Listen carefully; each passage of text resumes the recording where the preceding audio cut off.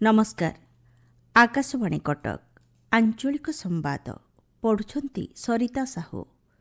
मुख्य संवाद भवानीपाटनाठारे आयोजित 28तम कलाहांडी उत्सव घुमुरा 2026 रे जोगदेले मुख्यमंत्री। सुभद्रा योजनार नूतन हिताधिकारी को आसंता 22 तारिख रे मिलिबो सुभद्रा सहायता राशि। ग्रामीण नियुक्ति और जीविका को मजबूत करिपारिबो विकसित भारत जी रामजी। हीराकू जलभंडार रे शेष है पक्षी गणना एवं राउरकेला विमान दुर्घटना रे मृतकों परिवार जनक नियुक्ति देव इंडिया एयर वन कंपनी। मुख्यमंत्री मोहन चरण माझी कलाहांडी जिला गस्त करी भवानीपाटनाठारे आयोजित 28तम कलाहांडी उत्सव घुमुरा 2026 उद्यापनी संध्यारे जोग देइछंती। एही अवसर में मुख्यमंत्री जिलार उन्नति पई प्राय 800 कोटी टंकार ऊर्ध्व मूल्यर विभिन्न प्रकल्पर उद्घाटन और शिलान्यास करिवे। मुख्यमंत्री श्री माझी कहिछंती राज्यर प्रत्येक अंचल रे विकास पहुंचाइबा सह एक सशक्त और समृद्ध ओडिशा गठन करिबा सरकारଙ୍କର मुख्य लक्ष्य। राज्यर प्रगति पथ को अधिक प्रशस्त करने लगी सरकार पक्षर नियाजाउथिबा विकासमूलक पदक्षेपगुड़िक कलाहांडीवासींकर जीवनधारणर मानरे उन्नति आनिबो बोली मुख्यमंत्री कहिछंती। राज्य में सुभद्रा योजना रे नूतन भाव जोड़ी होइथिबा 1,78,398 जन हिताधिकारी को आसंता 22 तारिख रे सुभद्रा सहायता राशि मिलिबो बोली उपमुख्यमंत्री प्रभाती परिडा कहिछंती। पूर्वरु सुभद्रा सहायता राशि आज मिलिबो बोली घोषणा करा जायतिला। ए पर्यंत सुभद्रा योजना रे मोट 4,57,681 जन महिला सामिल होइछंती। प्रथम और द्वितीय किस्ती बाद पड़िथिबा 2,55,265 जन को एक संगरे दुईटी किस्तीर टंका प्रदान करा जिवो। अभियोग शुणाणी पर 24,018 जन हिताधिकारी को सुभद्रा योजना रे सामिल करा जायथिबा नि उपमुख्यमंत्री श्रीमती परिडा कहिछंती। केन्द्र सरकार को विकसित भारत जी रामजी ग्रामीण नियुक्ति और जीविका को मजबूत करिपारिबो बोली स्वास्थ्य मंत्री मुकेश महालिंग कहिसंती। झारसुगुड़ाठारे आयोजित सांबादिक सम्मेलन में मंत्री श्री महालिंग कहिसंती VBG जी रामजी आईन द्वारा ग्रामीण स्वावलंबन नियुक्ति और जीविका को सुदृढ़ करा सहित निम्न आयवर्गर व्यक्तिंक पई नियुक्ति सुजोग सुनिश्चित करा। निरपेक्ष संबल बंटन सह ଏହି योजन स्वच्छता अवलंबन पई आधुनिक प्रजुक्ति विद्यार प्रयोग करा बोली मंत्री सूचना देइछंती। एथिरे जल सुरक्षा, ग्रामीण भित्तिभूमि, जीविका भित्तिभूमि और विपर्यय प्रशमन उपरे प्राधान्य दियाजिबो। VBG रामजी को PM गतिशक्ति सह जोड़ाजिबो बोली मंत्री श्री महालिंग कहिसंती।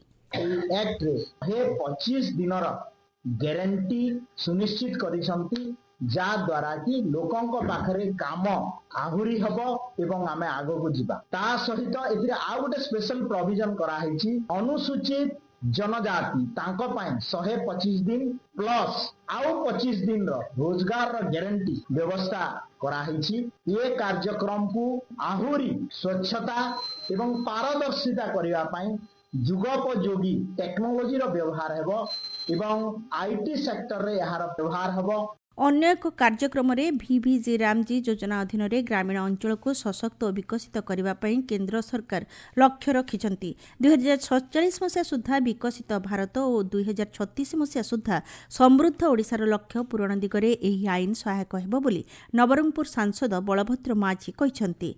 मालकानगिरी जिला बीजेपी कार्यालय ठारे अनुष्ठित सांबादिक सम्मेलन में जोग देई श्री माझी कहिछंती योजना रे 125 दिनर कार्य प्रदान सह जिओ टैगिंग, बायोमेट्रिक उपस्थान और सामाजिक समीक्षार व्यवस्था करा जायछि। श्रमिक और चाषी माने एही योजनार लाभ नेबा पई सांसद आह्वान दैछंती।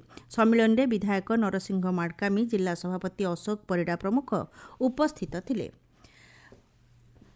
भुवनेश्वर जागमरा अंचलर न्यू रोड ठारे BMC पक्षरु द्वितीय पथोत्सव अनुष्ठित हो जायछि। पथोत्सव रे पाइक पराक्रम प्रदर्शन सह विभिन्न सांस्कृतिक कार्यक्रमर परिवेषण करा जायथिला। नाच, गीत, झोटी, जोग, skating, cycling, basketball, rangoli, music show, Zumba आदि कार्यक्रम करा जायथिला। एथिरे विभिन्न स्कूल, कॉलेज, क्रीड़ा संगठन, कलाकार और स्वयं सहायक गोष्ठी प्रमुख अंशग्रहण करथिले। आपण माने आंचलिक संवाद सुनछंती आकाशवाणी कटक केन्द्ररू। ହୀରାକୁଦ ଜଳଭଣ୍ଡାରରେ ପକ୍ଷୀ ଗଣନା କାର୍ଯ୍ୟ ଶେଷ ହୋଇଛି। ବନ୍ୟପ୍ରାଣୀ ଡିଭିଜନ ପକ୍ଷରୁ ସକାଳ 6ଟାରୁ ଆରମ୍ଭ ହୋଇଥିବା ଏହି ଗଣନା କାର୍ଯ୍ୟ ସନ୍ଧ୍ୟା 5ଟା ପର୍ଯ୍ୟନ୍ତ ଜାରି ରହିଥିଲା। ଜଳଭଣ୍ଡାରର 533 ବର୍ଗ କିଲୋମିଟର ଅଞ୍ଚଳରେ ପକ୍ଷୀ ଗଣନା ପାଇଁ ମୋଟ 32ଟି ଦଳ ଗଠନ କରାଯାଇଥିଲା। ଏଥିସହ ପାୱାର କେନାଲର 5.7 ବର୍ଗ କିଲୋମିଟରକୁ ଗଣନା କାର୍ଯ୍ୟରେ ଅନ୍ତର୍ଭୁକ୍ତ କରାଯାଇଥିଲା। ଚଳିତ ଥର ମଧ୍ୟ ଛତିଶଗଡ଼, ସୁଖାସୋଢ଼ା ଓ ଅନ୍ତରାଡ଼ି ଯାଏ ଏହି ଗଣନା କରାଯାଇଥିଲା। 37ଟି ବୋଟ୍ରେ 92 ଜଣ ପକ୍ଷୀ ଗଣନାକାରୀ ଏଥିରେ ନିୟୋଜିତ ହୋଇଥିଲେ। ପକ୍ଷୀ ଗଣନା ପାଇଁ ଝାରସୁଗୁଡ଼ା, ବରଗଡ଼ ଓ ସମ୍ବଲପୁର ଜିଲ୍ଲାରେ ମହାନଦୀକୁ ଗୋଟିଏ ଦିନ ପାଇଁ ମତ୍ସ୍ୟଜୀବୀ ପ୍ରବେଶ ଉପରେ କଟକଣା ଜାରି କରାଯାଇଥିଲା। ଆସନ୍ତା 3 ଦିନ ମଧ୍ୟରେ ପକ୍ଷୀ ଗଣନାର ଫଳାଫଳ ପ୍ରକାଶ କରାଯିବ ବୋଲି ବନ ବିଭାଗ ପକ୍ଷରୁ କୁହାଯାଇଛି। ଗତବର୍ଷ ହୀରାକୁଦକୁ 122 ପ୍ରଜାତିର 3,77,732 ପକ୍ଷୀ ଆସିଥିଲେ। ମୁଖ୍ୟମନ୍ତ୍ରୀ ମୋହନ ଚରଣ ମାଝୀ ଆଜି ରାଜ୍ୟ ସରକାରଙ୍କ ମୁଖପତ୍ର ପ୍ରଗତି ପ୍ରବାହର ଉନ୍ମୋଚନ କରିଛନ୍ତି। ସୂଚନା ଓ ଲୋକସମ୍ପର୍କ ବିଭାଗ ଦ୍ୱାରା ପ୍ରକାଶିତ ଏହି ପୁସ୍ତିକାକୁ ମୁଖ୍ୟମନ୍ତ୍ରୀ ଉନ୍ମୋଚନ କରି କହିଛନ୍ତି, ରାଜ୍ୟ ସରକାର ଚାଷୀମାନଙ୍କର ଉନ୍ନତି ପାଇଁ ସମସ୍ତ ପ୍ରକାର ବ୍ୟବସ୍ଥା କରୁଛନ୍ତି। ଚାଷୀ ନିଜ ଫସଲ ଦ୍ୱାରା ଗୋଟିଏ ପରିବାର ନୁହଁ, ଅନେକ ପରିବାର ଚଳାଇବାର କ୍ଷମତା ରଖୁଛି, ଯାହା ଦେଶର ପ୍ରକୃତ ଷ୍ଟାର୍ଟଅପ୍ ବୋଲି ଶ୍ରୀ ମାଝୀ କହିଛନ୍ତି।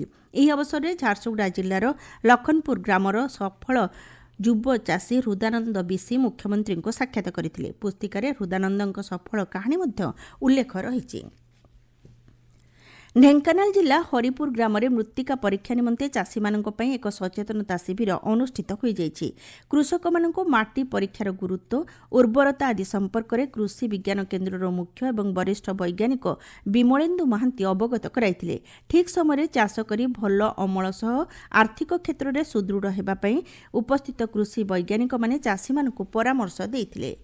ରାଉରକେଲା ବିମାନ ଦୁର୍ଘଟଣାରେ ମୃତକଙ୍କ ପରିବାର ଜଣଙ୍କୁ ନିଯୁକ୍ତି ମିଳିବ ବୋଲି ଆଜି ଇଣ୍ଡିଆ ଏୟାର ୱାନ୍ ସିଇଓ ପ୍ରେମ କୁମାର ଗର୍ଗ କହିଛନ୍ତି। ପରିବାର ଜଣଙ୍କୁ ଚାକିରି ସହ ଆସନ୍ତା 5 ମାସ ଯାଏଁ ସମସ୍ତ ଖର୍ଚ୍ଚ ଏହି ସଂସ୍ଥା ବହନ କରିବ। ବିମାନର ଭଗ୍ନାବଶେଷ 2-3 ଦିନ ମଧ୍ୟରେ ଭୁବନେଶ୍ୱରରେ ପହଞ୍ଚିବ। ବର୍ତ୍ତମାନ ସମୟରେ ତଦନ୍ତ ଜାରି ରହିଥିବା ବେଳେ ଅନ୍ତରୀଣ ରିପୋର୍ଟ ଆସନ୍ତା ମାସକ ମଧ୍ୟରେ ଆସିବ ବୋଲି ଶ୍ରୀ ଗର୍ଗ କହିଛନ୍ତି। ଗତକାଲି ବିମାନ ଦୁର୍ଘଟଣାରେ ଗୁରୁତର ସୁଶାନ୍ତ ବିଶ୍ୱାଳଙ୍କର ଚିକିତ୍ସାଧୀନ ଅବସ୍ଥାରେ ମୃତ୍ୟୁ ଘଟିଥିଲା। ଗତ 10 ତାରିଖରେ ରାଉରକେଲା ବିମାନ ବନ୍ଦରରୁ ଉଡ଼ାଣ ଆରମ୍ଭ କରିଥିବା 9 ସିଟ୍ ବିଶିଷ୍ଟ ଏହି ବିମାନଟି 15ରୁ 20 କିଲୋମିଟର ଉଡ଼ାଣ କରିବା ପରେ ରଘୁନାଥପାଲି କାନସର ନିକଟସ୍ଥ ପଡ଼ିଆରେ ଜରୁରୀ ଅବତରଣ କରିବା ବେଳେ ଦୁର୍ଘଟଣାଗ୍ରସ୍ତ ହୋଇଥିଲା। ଘଟଣାରେ 2 ପାଇଲଟଙ୍କ ସମେତ 6 ଜଣ ଆହତ ହୋଇଥିଲେ। ମୟୂରଭଞ୍ଜ ଜିଲ୍ଲାର ଶିମିଳିପାଳ ଅଭୟାରଣ୍ୟରେ ଏବଂ ଏହାର ପାର୍ଶ୍ୱବର୍ତ୍ତୀ ଅଞ୍ଚଳରେ ପକ୍ଷୀ ଗଣନା ଆରମ୍ଭ ହୋଇଛି। ବାରିପଦା, କରଞ୍ଜିଆ ଓ ରାଇରଙ୍ଗପୁରରେ ଅବସ୍ଥିତ 100ରୁ ଅଧିକ ଜଳାଶୟରେ ପକ୍ଷୀ ଗଣନା କାର୍ଯ୍ୟ ଚାଲିଛି ବୋଲି ବନ ବିଭାଗ ପକ୍ଷରୁ କୁହାଯାଇଛି। 75 ଜଣ ବନ କର୍ମଚାରୀଙ୍କୁ ଏହି କାର୍ଯ୍ୟରେ ନିୟୋଜିତ କରାଯାଇଛି। ବନଖଣ୍ଡ ଅଧିକାରୀ ଗୋବିନ୍ଦ ଚନ୍ଦ୍ର ବିଶ୍ୱାଳ କହିଛନ୍ତି, ଗଣନାକାରୀ ଦଳ ବେତନଟି, ଉଦଳା, ଦେଉଳି ଏବଂ ବାଙ୍ଗିରିପୋଷିଠାରେ ଗଣନା କାର୍ଯ୍ୟ କରୁଛନ୍ତି। ସର୍ଭେଲର ସହିତ ଗେଡୱାଲ ଓ ଅନ୍ୟାନ୍ୟ ପ୍ରବାସୀ ପକ୍ଷୀଙ୍କର ସନ୍ଧାନ ମିଳିଛି ବୋଲି ଶ୍ରୀ ବିଶ୍ୱାଳ ସୂଚନା ଦେଇଛନ୍ତି। ବୌଦ୍ଧ ଜିଲ୍ଲା ମହାନଦୀ ବନ୍ୟପ୍ରାଣୀ ଅଭୟାରଣ୍ୟର ସାତକୋଶିଆ ଗଣ୍ଡରେ ପକ୍ଷୀ ଗଣନା କାର୍ଯ୍ୟ ଆରମ୍ଭ ହୋଇଛି। ସାତକୋଶିଆ ଗଣ୍ଡ ମାରଡ଼ାଠାରୁ ଶୀତଳପାଣି, ହରଭଙ୍ଗା, ଅଏଡ଼ା ପର୍ଯ୍ୟନ୍ତ 3ଟି ଦଳ ପକ୍ଷୀ ଗଣନା କାର୍ଯ୍ୟରେ ସାମିଲ ହୋଇଛନ୍ତି। ବୌଦ୍ଧ କଚେରୀ ପଡ଼ିଆଠାରେ ଚାଲିଥିବା 2 ଦିନିଆ ଜିଲ୍ଲାସ୍ତରୀୟ ମତ୍ସ୍ୟ ଓ ପ୍ରାଣୀ ସମ୍ପଦ ମେଳା ଉଦ୍ଯାପିତ ହୋଇଯାଇଛି। ଜିଲ୍ଲାପାଳ ବିଭୂତିଭୂଷଣ ନାୟକ ଆୟୋଜିତ ସଭାରେ ଯୋଗଦେଇ ମତ୍ସ୍ୟ ଓ ପ୍ରାଣୀ ସମ୍ପଦ ଚାଷୀଙ୍କ ପାଇଁ ରାଜ୍ୟ ସରକାରଙ୍କ ପକ୍ଷରୁ କାର୍ଯ୍ୟକାରୀ ହେଉଥିବା ବିଭିନ୍ନ ଯୋଜନା ସମ୍ପର୍କରେ ଆଲୋଚନା କରିଥିଲେ। ଏହି ଅବସରରେ ଜିଲ୍ଲାର ସଫଳ ଚାଷୀମାନଙ୍କୁ ସମ୍ବର୍ଦ୍ଧିତ କରାଯାଇଥିଲା। ନୂଆପଡ଼ା ଜିଲ୍ଲା ଖଡ଼ିଆଳ ଉପଖଣ୍ଡ ସ୍ୱାସ୍ଥ୍ୟକେନ୍ଦ୍ର ଗସ୍ତ କରି ରାଜ୍ୟ ପ୍ରତିନିଧି ଦଳ କାୟାକଳ୍ପ ଆନୁଷଙ୍ଗିକ ବ୍ୟବସ୍ଥା ଓ ସ୍ଥିତି ଅନୁଧ୍ୟାନ କରିଛନ୍ତି।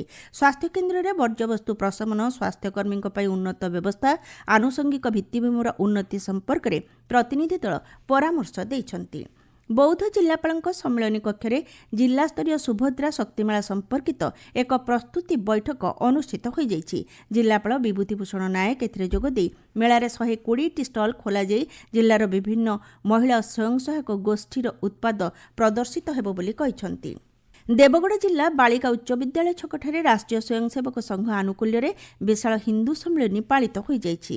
କନ୍ଧମାଳ ଜିଲ୍ଲା ବାଲିଗୁଡ଼ା ଉପଖଣ୍ଡ କ୍ରୀଡ଼ା ସଂଘ ଆନୁକୂଲ୍ୟରେ ରାଜ୍ୟସ୍ତରୀୟ ଫୁଟବଲ ଚାମ୍ପିୟନସିପ୍ 2026 ଆୟୋଜନ ନିମନ୍ତେ ଏକ ପ୍ରସ୍ତୁତି ବୈଠକ ସଂଘ ସଭାପତି ତଥା ଉପଜିଲ୍ଲାପାଳଙ୍କ ଦ୍ୱାରା ଆୟୋଜିତ ହୋଇଯାଇଛି। ମୁଖ୍ୟ ସମ୍ବାଦ ପୁଣି ଥରେ।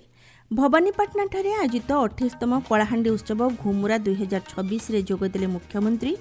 ସୁଭଦ୍ରା ଯୋଜନାର ନୂତନ ହିତାଧିକାରୀଙ୍କୁ ଆସନ୍ତା 22 ତାରିଖରେ ମିଳିବ ସୁଭଦ୍ରା ସହାୟତା ରାଶି। ଗ୍ରାମୀଣ ନିଯୁକ୍ତି ଓ ଜୀବିକାକୁ ମଜବୁତ କରିପାରିବ ବିକଶିତ ଭାରତ ଜି ରାମଜି। ହୀରାକୁଦ ଜଳଭଣ୍ଡାରରେ ଶେଷ ହେଲା ପକ୍ଷୀ ଗଣନା ଏବଂ ରାଉରକେଲା ବିମାନ ଦୁର୍ଘଟଣାରେ ମୃତକଙ୍କ ପରିବାର ଜଣଙ୍କୁ ନିଯୁକ୍ତି ଦେବ ଇଣ୍ଡିଆ ଏୟାର ୱାନ୍ କମ୍ପାନୀ। ଆଞ୍ଚଳିକ ସମ୍ବାଦ ଆଜି ପାଇଁ ଏତିକିରେ ଶେଷ ହେଲା।